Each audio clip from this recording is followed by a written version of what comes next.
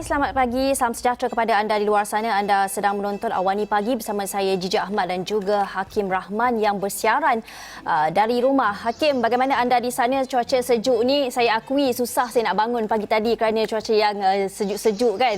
Sedap pula tidur. Bagi kita memang sedaplah cuaca-cuaca sejuk macam ni, tapi di setengah tempat mungkin sejuknya bukan sejuk cuaca tapi sejuk basah air. Ya. Jadi itu yang kita nak bawakan untuk Awani jam ini, yang mana kita akan bawakan berita-berita yang perlu anda tahu dalam masa hampir 24 jam ini. Antaranya adalah Terengganu yang sekali lagi terpaksa berdepan dengan situasi banjir apabila daerah Dungun dan Kemaman kembali terjejas menerusi gelombang banjir kelima di negeri itu. Dan situasi hujan lebat sejak 2 hari lalu itu mengakibatkan seramai 138 mangsa di 2 daerah berkenaan kembali terjejas pada Ahad. Berikutan keadaan itu, sebanyak 3 pusat PPS telah dibuka bagi menempatkan 40 keluarga di kedua-dua daerah tersebut. Dan menurut Ketua Sekretariat Jawatan Kuasa Pengurusan Bencana Terengganu, 2 PPS telah dibuka di daerah Dungun manakala satu lagi PPS bagi daerah Kemaman. Kita akan bawakan perkembangannya sekejap lagi bersama Wakil Ekstra Awani di Terengganu mengenai perkembangan banjir di Terengganu.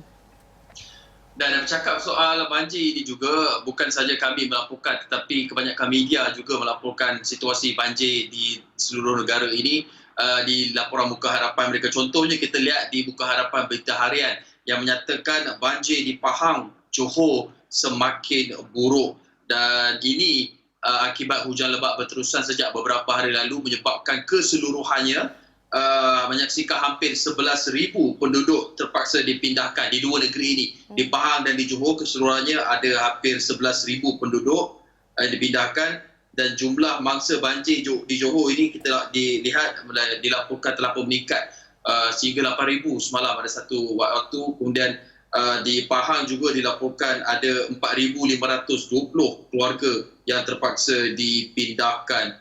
Dan dalam masa sama juga bukan saja Berita Harian tetapi NST juga, New Straits Times juga melaporkan, kita lihat di Muka Harapannya, bad tidings di mana continuous rains lead to major floods and landslides in Johor and Pahang with main roads submerged and evacuation numbers in the thousands. Ini juga dilaporkan oleh akhbar New Straits Times, di mana kita lihat keadaan ini, banjir ini bukan sahaja menenggelamkan rumah tetapi juga jalan raya dan lebuh raya. Ada juga kita laporkan sebelum ini bahawa lebuh raya LPT1 terpaksa ditutup seketika kerana air yang menenggelamkan sebahagian daripada lebuh raya itu. Ada 1 kilometer jumlahnya, sepanjang laluan 1 kilometer, menyebabkan laluan itu seolah-olah terputus, Gigi. Ya, bercakap mengenai perkara itu, kita dilaporkan mengenai satu insiden yang berlaku di Rauk Pahang yang mana sebahagian besar penumpang sebuah bas ekspres dari terminal Bersepadu Selatan yang menghala ke pantai timur terpaksa berdepan kesukaran kerana bas mereka ini terkandas di Rauk Pahang susulan banjir dekat kawasan tu. Dan menurut perkongsian salah seorang mangsa, Azli Wati Jamaluddin, mereka sebenarnya terperangkap di kawasan tersebut sejak jam 5 petang dan amat memerlukan bantuan makanan serta keperluan untuk ke tandas. Dan katanya mereka tidak boleh bergerak disebabkan kawasan depan dan belakang dibanjiri banjir air. Jadi semua kenderaan berat memang terkandas, dan kita boleh lihat bagaimana situasi yang anda boleh lihat di visual sekarang ini. Beberapa kenderaan berat terpaksa memberhentikan kenderaan masing-masing kerana tidak boleh melalui jalan yang dinaiki air, dan sudah tentu berjam-jam tersekat di situ. Pastinya ada yang kelaparan dan ada yang mahu ke tandas, tidak dapat berbuat demikian kerana insiden berkenaan semalam. Ya, dan keadaan ini mungkin juga dijangka berterusan.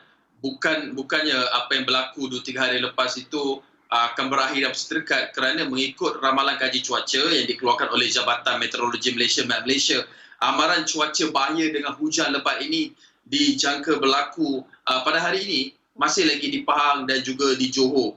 Hari ini dijangka akan berlaku hujan lebat di Pahang dan di Johor.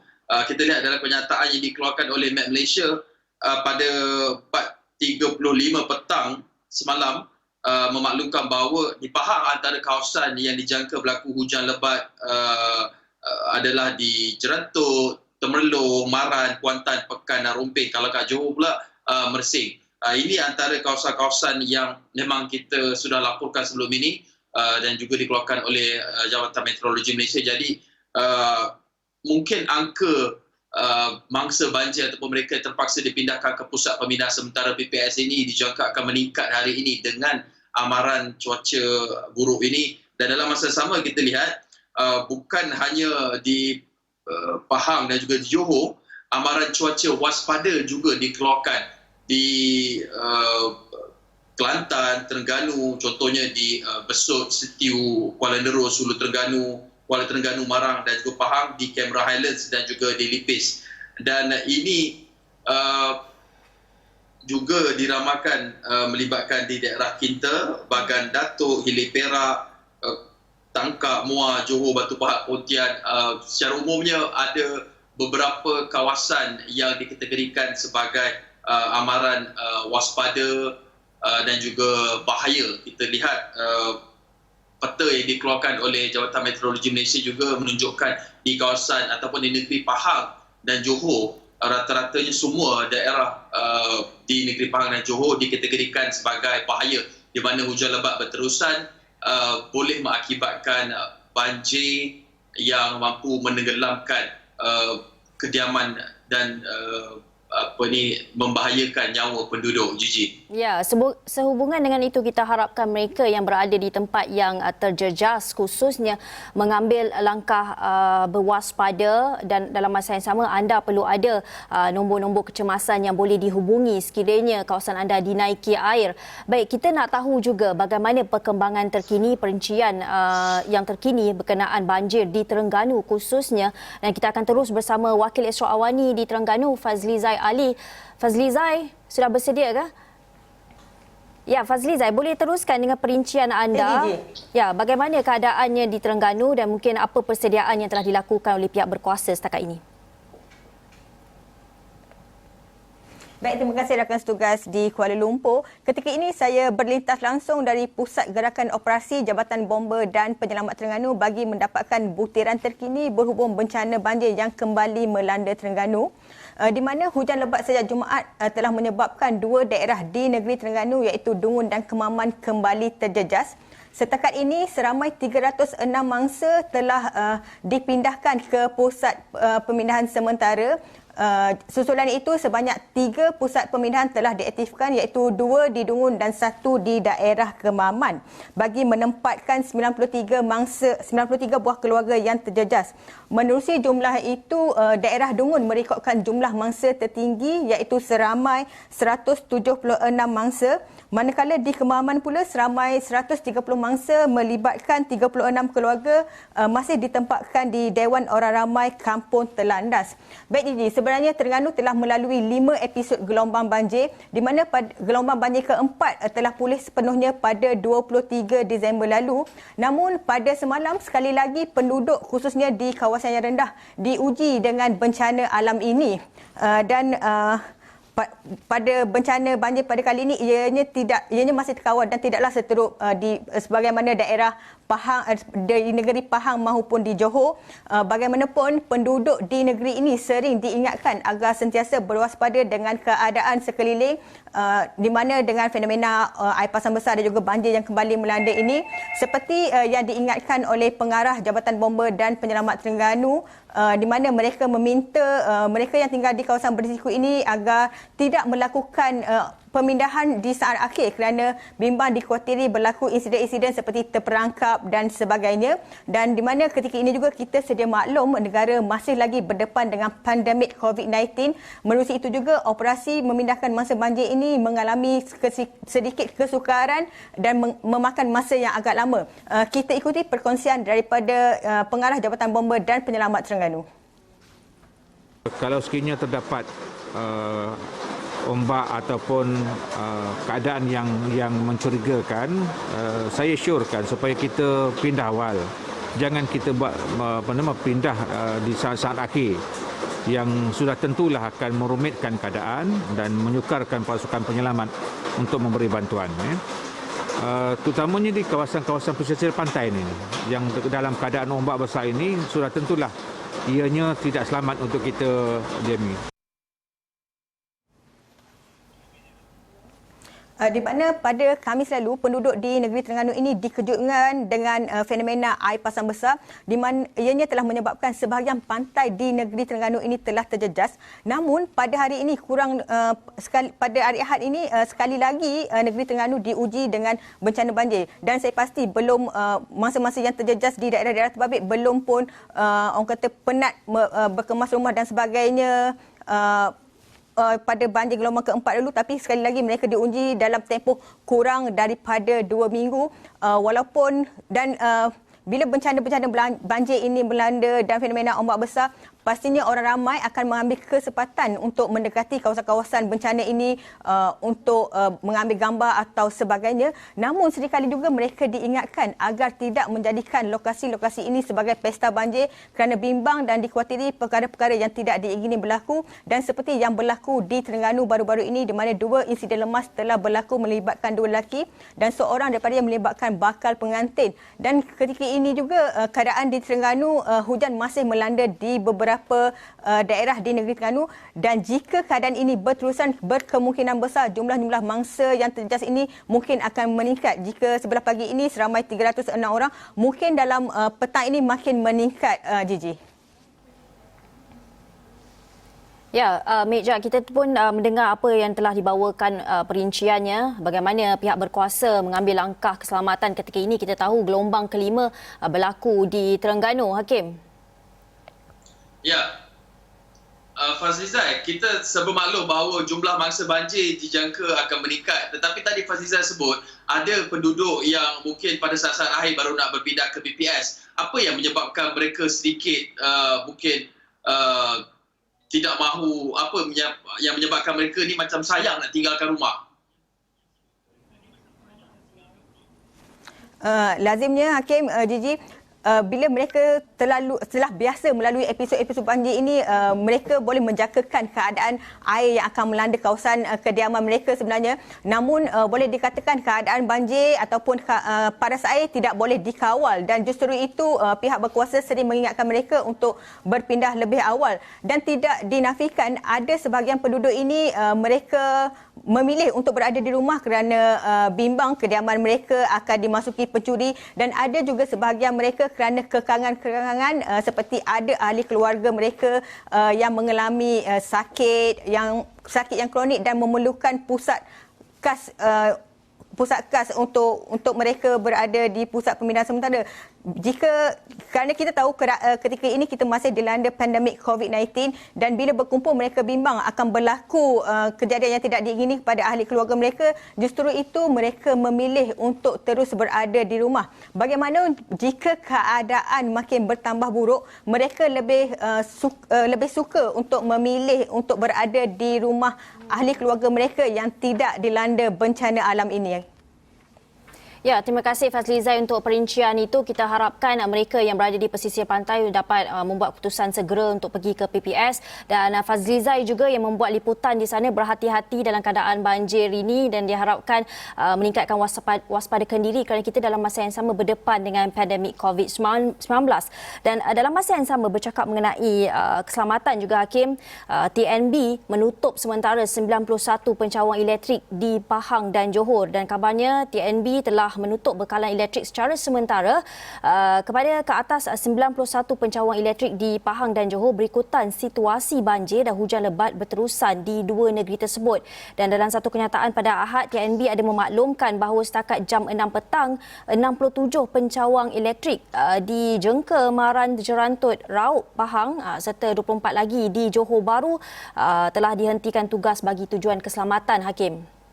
Ya, dan mungkin ramai yang tertanya mengapa TNB bertindak untuk menutup atau memutuskan bekalan elektrik ini. Ini soal keselamatan kerana rumah yang dinaiki air ataupun kalau orang biasa dengar DB box tu, kalau dinaiki air mungkin boleh merosakkan ataupun meningkatkan lagi risiko keselamatan. Terutamanya kalau mereka ni tersentuh suis dengan tangan yang lembab ataupun basah. Tetapi pengguna jangan juga dinasihatkan untuk kalau dah kembali ke rumah tu jangan terus buka ataupun on, gunakan semua peralatan elektrik seperti biasa. Dapatkan dulu pendawaian ataupun khidmat kontraktor pendawaian bertauliah yang dikendalikan ataupun diperakui oleh Suruhanjaya Tenaga untuk memeriksa kediaman mereka. Mungkin akan menambahkan sedikit kos, tetapi ia bagi memastikan soal keselamatan. Kalau kita menjaga diri daripada soal keselamatan daripada COVID-19, takut nak pindah, dan masuk rumah pun kena utamakan juga faktor-faktor lain dalam hal keselamatan ni, terutamanya apabila melibatkan elektrik dan soal pembersihan. Gigi. Ya, baik. Kita harapkan mereka yang berada di kawasan terjejas dapat mengambil inisiatif ini untuk berada lebih dalam keadaan selamat dan juga berjaga-jaga. Kita akan berhenti berehat seketika. Kembali selepas ini kita akan bawakan perkembangan COVID-19 dalam negara.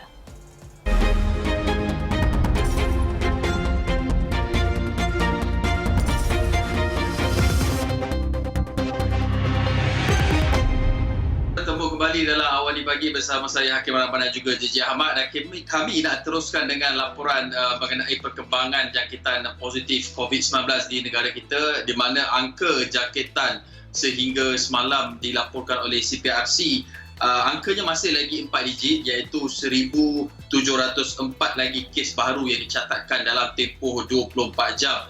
Dan dalam masa sama, selain daripada angka 4 digit, kita juga melaporkan ada 11 lagi kematian yang direkodkan. Jadi keseluruhannya kita ada 494 kes kematian dilaporkan daripada keseluruhan kes jangkitan COVID-19. Keseluruhannya kes positif kita ni sudah hampir 120,000 kes, ataupun lebih tepat ada 119,077 kes positif yang dilaporkan.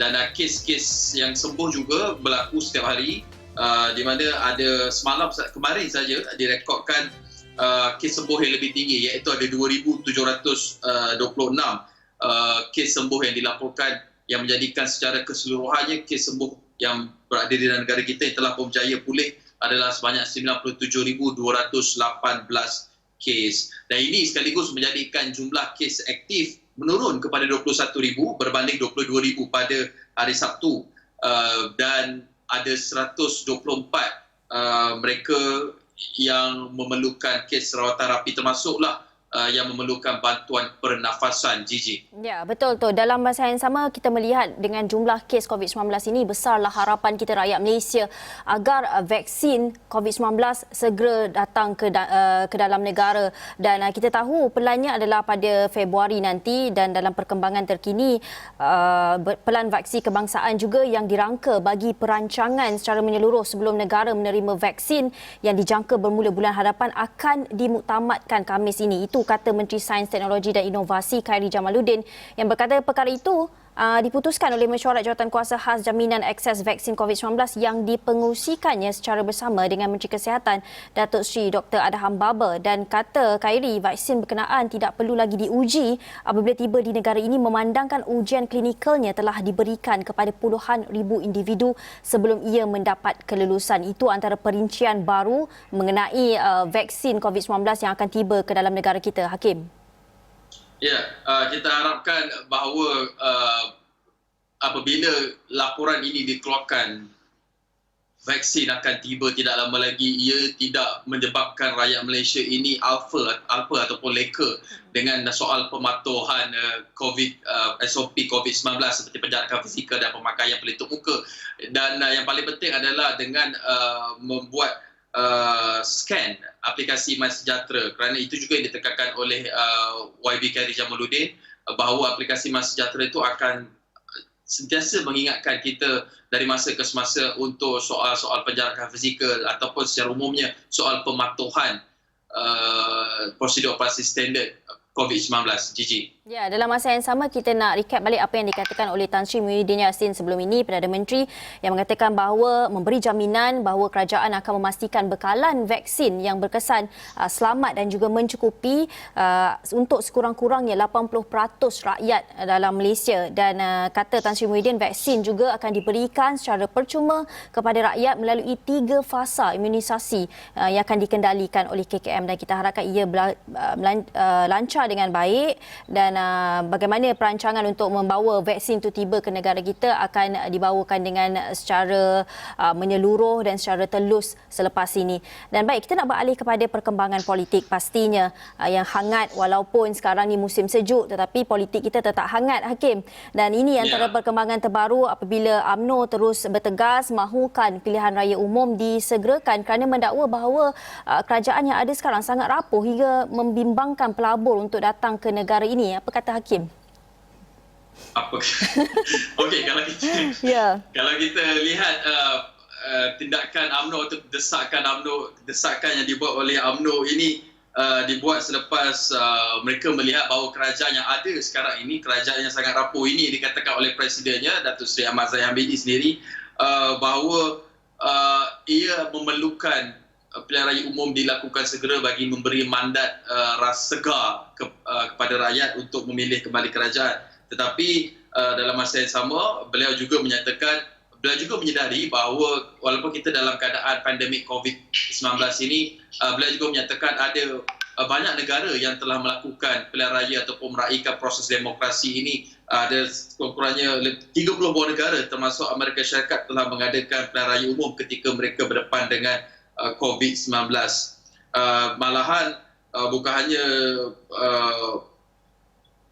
kes kematian di Amerika Syarikat yang meningkat, tapi mereka juga turut melaporkan kes kematian yang tinggi. Dan dalam masa sama, mereka terus mengadakan pilihan raya dengan SOP yang telah ditetapkan, dan pastinya SPR juga telah menetapkan SOP jika pilihan raya umum nak diadakan.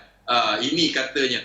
Dan saya rasa kita lihat desakan ataupun suhu politik ini sedikit hangat apabila kita lihat sidang ataupun mesyuarat perwakilan UMNO di seluruh negara yang berlangsung ini dilihat seolah-olah memberi tekanan kepada Tan Sri Muhyiddin Yassin apabila kebanyakan isu yang berbangkit adalah soal pembahagian kerusi di antara UMNO dan juga PAS, di mana UMNO rata-rata pemimpin-pemimpin UMNO bertegas untuk tidak memberikan kerusi mereka yang ditandingi pada pilihan raya umum lalu kepada Bersatu. Itu yang melihat kepada serangan berterusan atau tekanan yang diberikan khususnya kepada Bersatu apabila bercakap soal persediaan PRU 15 ini. Gizi. Ya, dalam masa yang sama, Majlis Tertinggi UMNO juga akan membincangkan pada Rabu ini untuk usul penolakan kerjasama dengan Parti Pribumi Bersatu Malaysia yang diputuskan oleh Mesyuarat Perwakilan UMNO bahagian di seluruh negara. Penolakan kerjasama itu pada awalnya dibuat melalui satu kajian dalam kumpulan WhatsApp Ketua Bahagian UMNO seluruh negara, dan Presidennya Ahmad Zahid Hamidi berkata melalui kajian awal 143 bahagian UMNO menyatakan tidak mahu bekerjasama dengan Bersatu pada pilihan raya umum akan datang. Dan katanya sebagai Presiden UMNO, saya menghormati jika 143 ketua bahagian itu yang kemudian menyatakan usul itu secara rasmi di peringkat perwakilan bahagian, dan artinya adalah merupakan usul yang harus dikaji dan diterima oleh UMNO. Dan baik, kita akan sama-sama nantikan bagaimana keputusan daripada perbincangan mengenai usul penolakan kerjasama UMNO dan juga Bersatu ini pada Rabu ini, Hakim.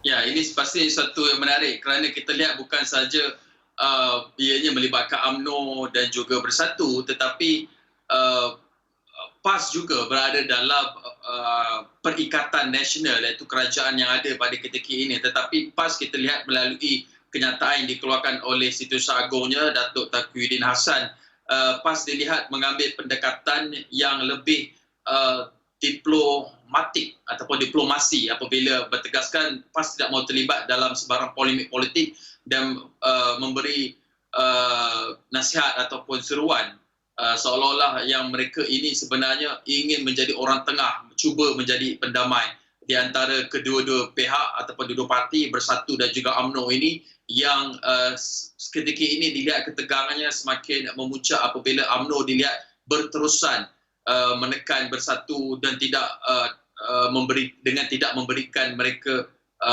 peluang untuk bertanding di kawasan yang pernah ditandingi sewaktu mereka menjadi ahli UMNO ataupun menjadi wakil rakyat daripada UMNO. Itu isu yang berbangkit yang menyebabkan ketidakpuasan hati di akar umbi seperti yang disebutkan oleh Presiden UMNO Datuk Seri Ahmad Zaid Hamidi yang melibatkan ketua bahagian. Ketua bahagian ini boleh dikategorikan sebagai suara daripada akar umumi. Tapi apapun selain daripada isu-isu politik, kita nak lihat juga isu ini pastinya akan